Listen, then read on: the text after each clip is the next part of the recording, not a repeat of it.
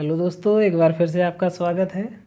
हम लोग पढ़ रहे थे रिमाइंडर थ्योरम। उस पर अपन ने काफ़ी सारे क्वेश्चन भी देखे थे पिछली वीडियो में।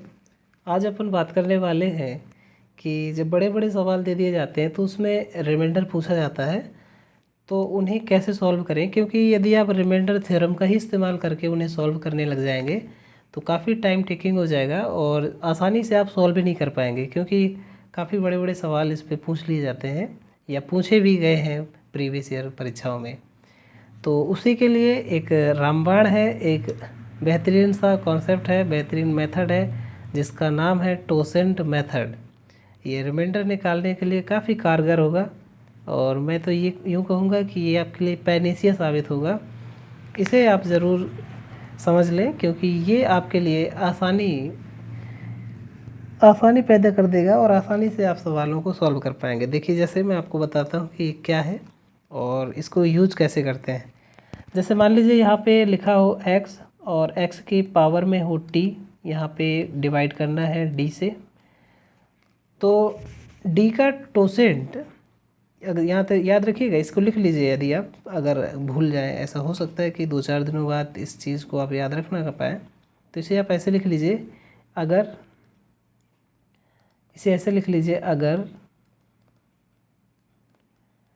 d का टोसेंट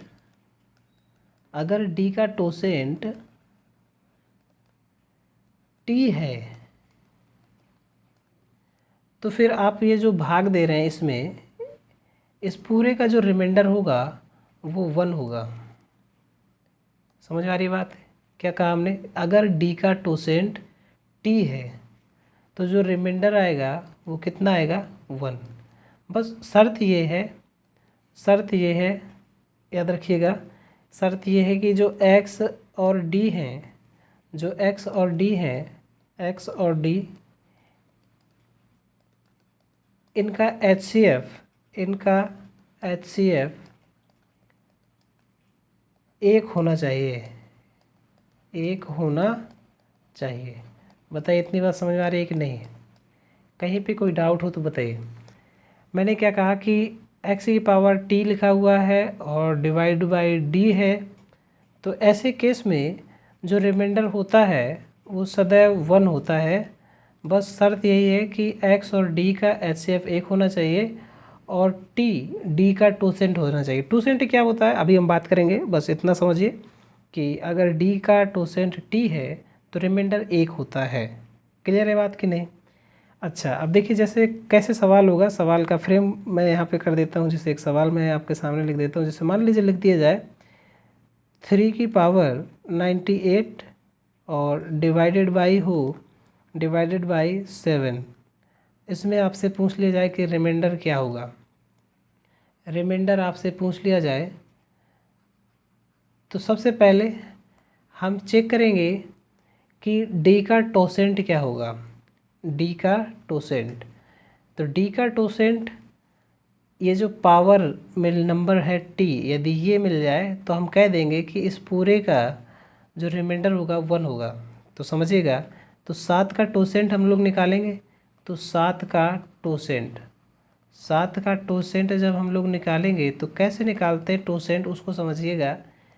7 का टोसेंट अगर आप निकालना चाह रहे हैं तो आपको लिखना है इस 7 को 7 और यहाँ पे मल्टीप्लाई बाय, और यहाँ ब्रैकेट में लिखेंगे 1 माइनस, चूँकि 7 का हम लोग टोसेंट निकाल रहे हैं तो यहाँ पे लिख देंगे 1 डिवाइडेड बाई 7। क्लियर है? कैसे निकालेंगे टोसेंट? 7 का टोसेंट निकाल रहे हैं तो यहाँ पे लिख देंगे 7 मल्टीप्लाई बाई 1 माइनस 1/7। अब इसको हल कर लेंगे तो हमारे पास आ जाएगा कितना? 7 और मल्टीप्लाई बाई ये हो जाएगा 6/7। इसको यहाँ से काट देंगे तो आ गया कितना? 6। यानी कि जो 7 का टोसेंट होगा वो कितना होगा? 6। क्लियर है कि नहीं? अब यहाँ से एक चीज़ को और आप इस चीज़ को दिमाग में बैठा सकते हैं तो आपके लिए काफ़ी आसानी हो जाएगी। जैसे मैं इसको एक अगले पेज पे आपको लेके चलता हूँ। जैसे कभी भी आपको टोसेंट पूछ लिया जाए, पहले आप टोसेंट पे ही फोकस करिए, क्वेश्चन को छोड़ दीजिए। क्वेश्चन को हम लोग बाद में देखेंगे। जैसे टोसेंट को समझिए पहले आप, कि टोसेंट कैसे निकालते हैं। जैसे मान लीजिए आपसे कह दिया जाए कि 5 का टोसेंट बताइए। तो 5 का टोसेंट कैसे निकालेंगे आप? तो टोसेंट निकालने का तरीका यही है कि आपको करना क्या है, इस 5 को ऐसे ही लिख देना है और मल्टीप्लाई बाई ये हो जाएगा 1 माइनस 1/5। इसको आप सॉल्व कर देंगे तो आपके पास आ जाएगा 5 इंटू 4/5, इससे ये कट जाएगा तो आपके पास टोसेंट कितना निकल के आ जाएगा 4। क्लियर नहीं? ऐसे आपसे पूछ दिया जाए कि 13 का टोसेंट क्या होगा, तो 13 का टोसेंट आप आसानी से बता देंगे कितना होगा 12। बताइए कि यहाँ तक समझने में अगर कोई दिक्कत हो रही हो। तो कहने का अर्थ ये कि अगर कभी भी आपसे टोसेंट पूछा जा रहा है, टोसेंट पूछा जा रहा है अगर प्राइम नंबर का पूछा जा रहा है, किसका पूछा जा रहा है? अगर प्राइम नंबर का। जैसे यहाँ पे आप देखेंगे कि जो हमने यहाँ पे पहले देखा था 7 का टोसेंट, तो 7 एक कैसा नंबर है?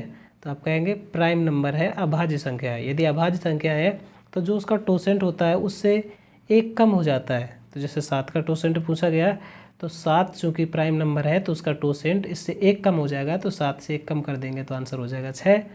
ऐसे ही आगे हमने पूछा 5 का टोसेंट क्या होगा, तो 5 चूँकि एक प्राइम नंबर है यानी अभाज्य संख्या है तो इसका जो टोसेंट होगा इससे एक कम हो जाएगा यानी आ जाएगा 4। ऐसे जैसे आपसे पूछ ले जाए 13 का टोसेंट क्या होगा, तो आप कहेंगे 13 से एक कम यानी 12। ऐसे आपसे पूछ ले जाए 19 का टोसेंट बताइए, तो 19 का टोसेंट आप आसानी से बता देंगे कितना हो जाएगा, तो आप कहेंगे इससे एक कम यानी कि 18।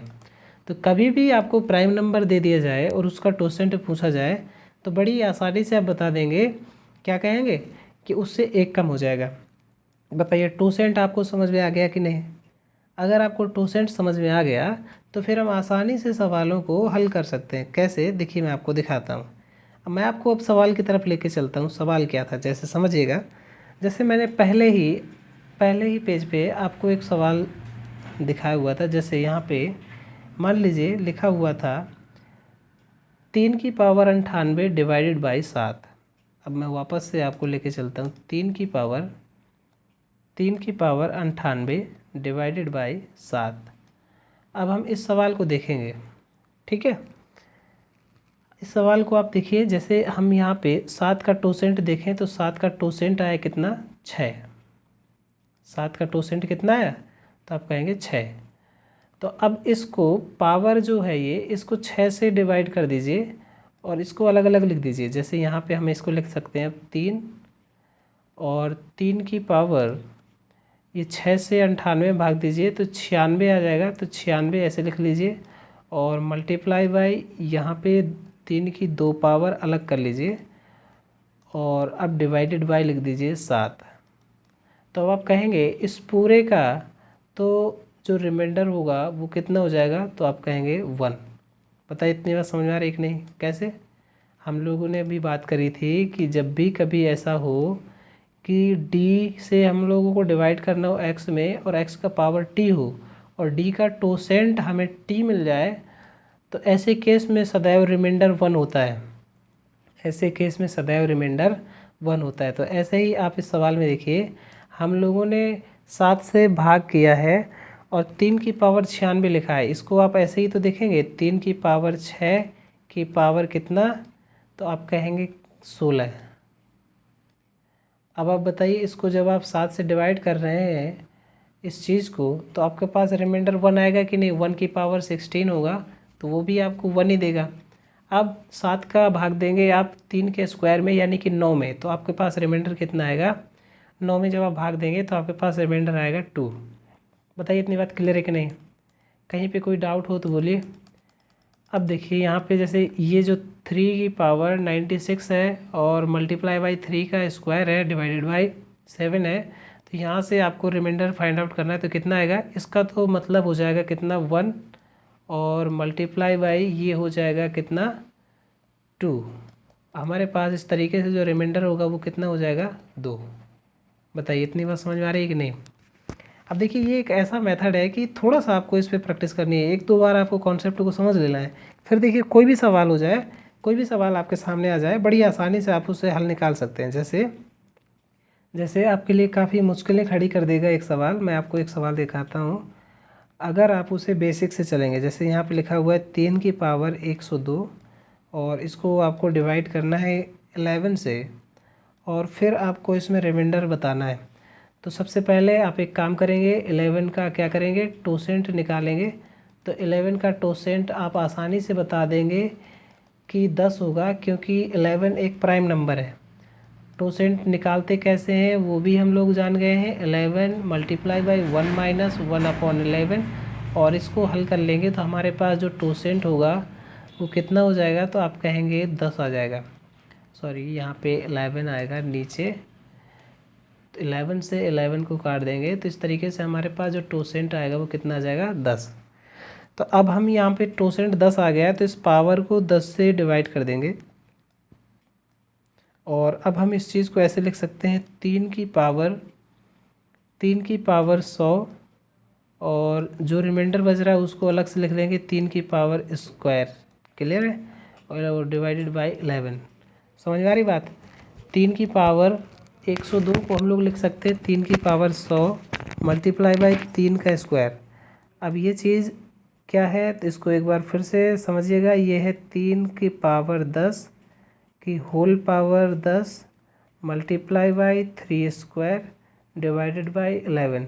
अब हमें मालूम है कि इस पूरे का जो मान होगा वो कितना हो जाएगा, तो आप कहेंगे ये तो रिमाइंडर 1 फेंकेगा और 1 की पावर 10 होगा, तो यहाँ पे आ जाएगा 1, और इस 1 को ऐसे ही नोट डाउन कर लेंगे, और 3 का स्क्वायर हो जाएगा 9। तो इस तरीके से हमारे पास रिमाइंडर निकल के आ जाएगा कितना, 9। बताइए इतनी बात समझ में आ रही है कि नहीं? रिमाइंडर निकालने का जो टोसेंट मेथड है वो काफ़ी कारगर है, बस एक बार आपको उसे थोड़ा सा समझने की आवश्यकता है। जैसे और भी सवाल ले लें हम, जैसे मान लीजिए एक क्वेश्चन है, यहाँ पे लिखा हुआ है 5 की पावर 2414 डिवाइडेड बाई 13, और इसमें आपको रिमाइंडर फाइंड आउट करना है। तो सबसे पहले आप 13 का टोसेंट निकालेंगे, तो 13 का टोसेंट हो जाएगा 12, क्योंकि 13 कैसा नंबर है, तो आप कहेंगे एक प्राइम नंबर है। अब जो ये आपको 12 मिला टोसेंट, इस 12 से पावर में डिवाइड कर देंगे। 12 से इस पावर में जब आप डिवाइड कर देंगे तो आपको मिलेगा कितना, तो यहाँ पे आप कहेंगे कि ये 2400 तो पूरा पूरा चला जाएगा 12 से, और बचेगा कितना, 14। तो 14 में भी एक बार 12 से चला जाएगा, फिर बचेगा 2। तो मैं डायरेक्ट इसको करके लिख रहा हूँ, आप बाकी करते रहिएगा। तो यहाँ पे आ जाएगा 5 की पावर 2 डिवाइडेड बाई 13 है, 5 का अब आप स्क्वायर कर देंगे तो हो जाएगा 25, और डिवाइडेड बाई 13 है। तो इस तरीके से हमारे पास जो रिमाइंडर होगा वो कितना हो जाएगा, तो आप कहेंगे नहीं 24 में ये कितना आएगा, 1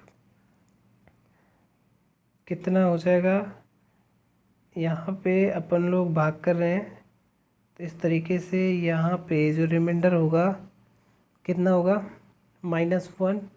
-1 का मतलब 12 ठीक लिख रहे थे हम लोग। कोई दिक्कत नहीं है आपको समझने में शायद। आई होप आप कॉन्सेप्ट को समझ पा रहे होंगे, किस तरीके से करना है, किस तरीके से इन सभी चीज़ों को हमें समझना है। कैसे किया आपने इसे, एक बार दोबारा से मैं आपको बता देता हूँ। देखिए जैसे समझने की कोशिश करिएगा, जैसे यहाँ पे लिखा हुआ है 5, और जैसे आप इसे लिखें 5 की पावर 12, और इसको होल पावर 12 से भाग देंगे तो 12 दूना 24, और यहाँ पे भाग नहीं जा रहा है, एक बार और जाएगा, तो 12 की पावर 201 मल्टीप्लाई बाय ये हो जाएगा 5 का कितना, स्क्वायर। ठीक है, और इसके बाद यहाँ पे डिवाइडेड बाई है 13। इस चीज़ को हम लोगों ने सॉल्व कर लिया। इसका मतलब होगा कितना, ये रिमाइंडर फेंकेगा कितना, 1। तो यहाँ पे रिमाइंडर हो गया 1, और यदि ये रिमाइंडर 1 है तो 1 की पावर 201 करेंगे तब भी आपको 1 ही मिलेगा, और इस 1 में आपको मल्टीप्लाई करना है 5 का स्क्वायर यानी कि 25, और 13 से डिवाइड करेंगे आप तो आपके पास जो रिमाइंडर होगा वो कितना हो जाएगा, 12। इज इट क्लियर और नॉट? कहीं कोई डाउट हो, कोई दुविधा हो, मन में कोई संदेह हो तो तुरंत पूछ लीजिए।